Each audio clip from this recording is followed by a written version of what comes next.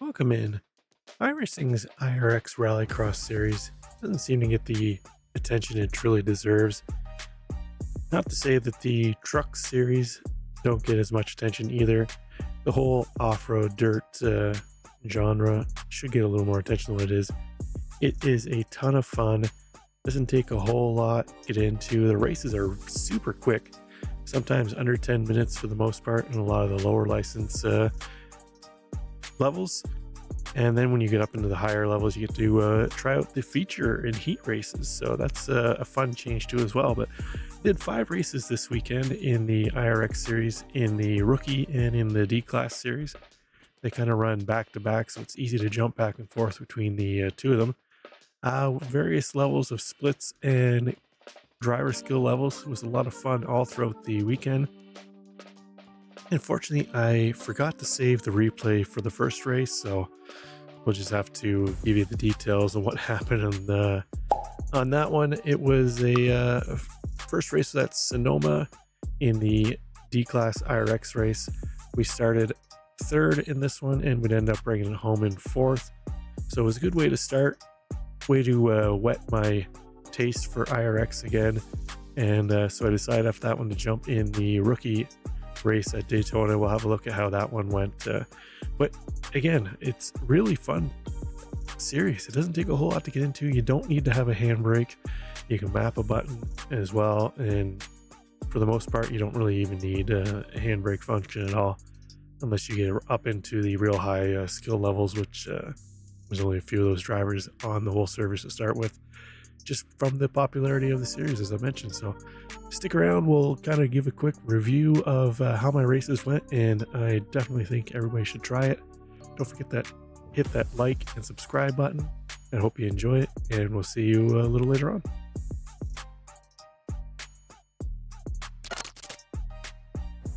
Okay, so we started on pole for this one, and we just line up here on pole, and then what did you know it?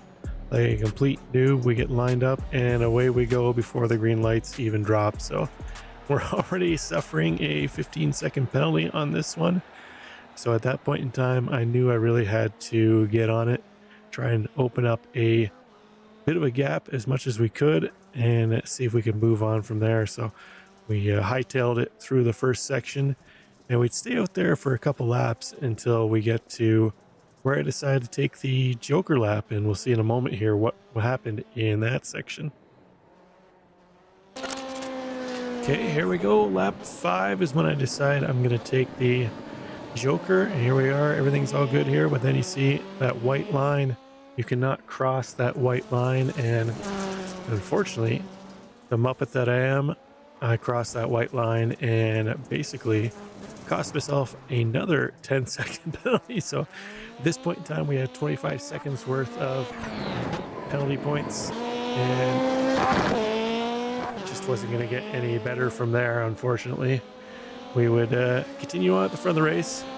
We end up bringing this one home in P1, but after all the penalty points were totaled up and doled out, we'd end up finishing up in P3. So there we go. That was race number 2. Our first race at Daytona. We do a couple here this week, so hoping for bigger and better things as we head into the next ones from this week. So here we are at the race start. We're in our matching dew paint scheme from last race, starting 4th. We get a little bit of a slow start. We're going to fall back to 5th to start this one off. The 4 car of Rick Plowman's going to get ahead of us, but then we see it all goes off. P2 and P3 wreck into the wall, and unfortunate for them, but that's going to take us right up into 2nd place. Take a quick look here again at what happened amongst P2 and P4, or P2 and P3, sorry. Here we go, another quick look at what happened at the start. We're on board with the 8 car. Keep an eye on the 2 and 3 car on the outside of the front. They're the ones that are going to tangle. They get all kinds of tied up, a little bit of netcode played in there, but there they go. They just catch the 8 car on the way through. Unfortunate for him. Unfortunate for the 6 car, manages to get through. Nice run for him. He weaved his way through there somehow, but that's Jamie Morrison manages to make his way through, and unfortunately these guys all back here had to tow back to the pits. So it's good for us, although first couple corners you see here, we took a little bit of an evasive maneuver, drops us down to third place behind Rick Plowman, and now we've got to try and find our way back up towards the front of the grid here, but we've got some time to do it, and we're going to keep working away and seeing if we can chase him down. Okay, so here we are in lap 2. We can see we're starting to chase down Rick Plowman up ahead. Pick Rick up here as he's heading into the final corner on the dirt section, but he's going to lock it up into the wall. Unfortunate for Rick, he's going to have to back it up. That's going to allow us to get back around to pick up at P2 and back into P2. And you know what? That's pretty much all we needed to be able to run away with this one. We'd carry on to finish up in P2 behind Kieran Liflin there. We had nothing to offer for him. He was just the class of the field here. See Kieran out front, just putting in solid, easy laps. A little bit of damage off that front end. He got tangled a little bit with the cars that wrecked. A little bit of 0x damage, but didn't really slow him down all that much. Definitely a class or two ahead of us in off-road IRX racing, but well done to him. We'll take our P2 gladly as you see one of the damaged cars. A little bit of a compact Beetle now, but we'll take it and we'll move on to the next race. Okay, and for race 3 on that we have video of, actually race 4 for the weekend, we're back at Sonoma again. For this time I popped up, you can see the series, the D-Class IRX rally at Sonoma. It's a fun combo. I hadn't really been a big fan of the Sonoma track before, but had a lot of fun racing it this weekend in the Beetle Light. So we're going to take and qualify in P2 with this one. I believe this one split twice. There was a few more entries than what the maximum splits were, so a little bit of a smaller grid on this one, but we're starting second place. Let's head to the race start and see how this one unfolds. Okay, we'll head back to the race start here. We're all lined up. Starting in second spot, we've got Rigoli on the outside. Oh, but a jump start by Mike Rigoli. That's going to cost him. We saw what happened to us in our first race back at Daytona. It's a 15-second penalty, so we're able to get a jump on P1 and move into first place early on, and we're going to take the lead up over the first jump section. So we're going to try and just kick it into high gear now, try and open up as much of a gap as we can over Harden and Rigoli in behind. The rest of the pack kind of bound behind. We open up a quick 8/10 over the rest of the field there to see Rigoli and Harden going to go out wide. They're doing some landscaping out there. That Geek Squad machine pulls it back on track, but unfortunately he's going to lose a couple spots. That drops John Harden, who was our pole sitter, down into third spot, and he's going to have to try and battle to get his way back up there. He's got the Cookie Monster machine of Rigoli up ahead, but remember Rigoli has a 15-second black flag penalty for the end of the race, so he's trying to open up and maximize as much of the gap as he can on the rest of the field to try and limit his position loss. We see Vasquez, the first driver to take the Joker lap.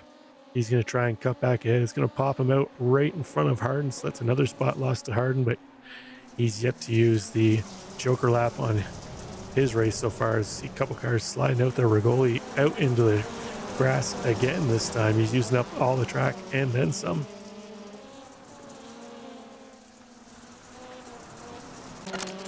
All right, we'll jump up to lap 3 now. Our pole sitter, John Harden, who's fallen back to third place this time. We see he elects to try and use the Joker. Fortunately, it's going to go all kinds of wrong for him, and that's just not the way Harden wanted this race to go. But meanwhile, up front, we're still cruising away. We've opened up a little over 2 seconds now over second place Rigoli, who also has a penalty. So theoretically, we actually have about 17 seconds over him in second place. And then Pedro Vasquez in the Puma machine, currently sitting in third. The race will continue on for another few more laps, but that's essentially how the lineup would fare. We'd end up bringing home P1 in this one, and we take our first IRX Rallycross race in a win in a long time. So we'll gladly do it, especially after basically having our win taken away at Daytona by being a complete muppet and jumping the start. We're able to lock this one down, and definitely feels a lot better than jumping the start and having to deal with the penalty. So that was race 4 for the week. We've got one more race. We're going to head back to Daytona for this one. Let's go have a look at that and see how that one played out. So here we are at the race start. We got Bourgeois, Malum, and Brolson on the front line. Car 3, 8, and 4. We're starting the very back line of this one. So field heads off into turn 1. Late dive by the Oreo car. Almost gets tangled up, but you see cars starting to bump and bang, moving around. Very common in IRX, but Bourgeois is going to hold on to his pole position. He'll lead them over the jump for the first time.